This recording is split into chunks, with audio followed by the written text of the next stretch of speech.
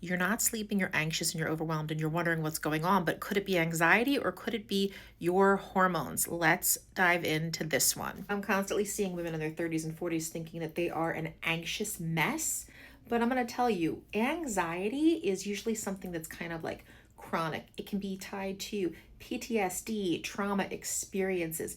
It's kind of like a pervasive all the time thing.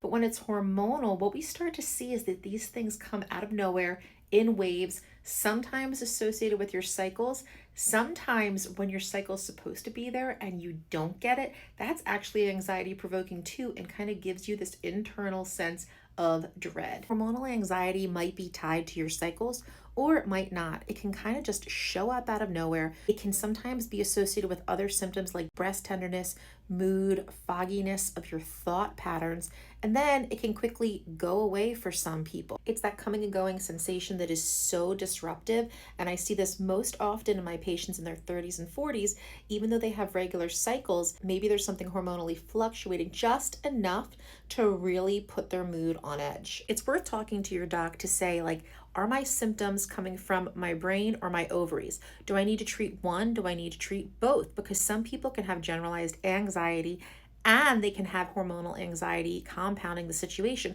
because progesterone and estrogen, our female sex hormones, really affect a lot of the receptors in our brain, how we perceive feelings, how our body reacts to things, and it is changing the chemistry every single day. You're definitely not weak and you're definitely not alone in this messy middle of our life.